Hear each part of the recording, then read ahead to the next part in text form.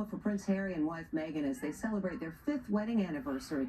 The prince is now demanding photographers hand over pictures taken during what he calls that near catastrophic chase with paparazzi the other night in New York City. Stephen Fabian has more. It's not exactly a happy anniversary for Harry and Meghan. Just 5 years ago today, they were the toast of the world as they left Windsor Castle in a carriage, newly married. But today they find themselves isolated and alone, estranged from family, mocked and vilified in the press for what many now say was an overreaction to the wild encounter earlier this week with the paparazzi. The Sussexes are frazzled, fraught, and lacking romance, says London's Daily Telegraph. Princess Diana's butler, Paul Burrell, told Deborah in London earlier this month he can't believe what a difference 5 years has made. When they first married, Deborah, I have to tell you, I embraced them. I thought this was the most wonderful thing for the royal family. They could do fabulous things, and then it all went pear-shaped. Pear-shaped is a British expression meaning it's all gone wrong.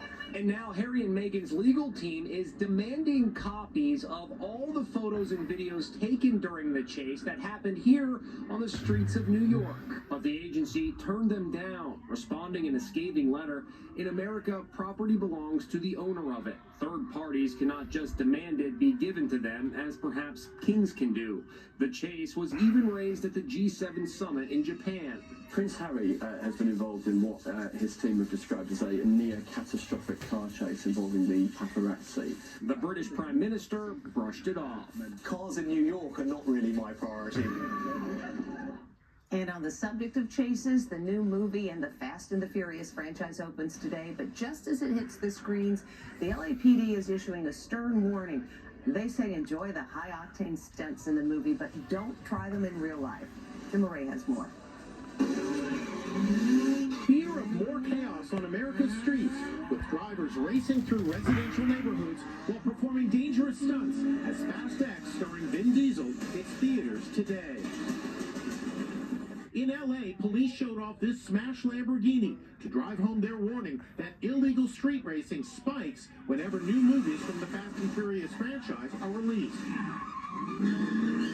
Street racers are becoming so emboldened, this recent street takeover was live streamed. Do you brace when a new Fast and Furious movie opens? Yes, fortunately, our departments around the nation have to prepare when there's a movie released from the Fast and Furious, because there's anticipation there will be an uptick of street takeovers or street racing. At this East LA market, made famous in the first The Fast and the Furious movie in 2001, street racers have been causing chaos for more than 2 decades. Now, new bright yellow barricades have been installed in the intersection that will hopefully put the brakes on would-be copycats. The Fast and the Furious franchise has earned $6.62 billion over 10 films, so you can bet there'll be more.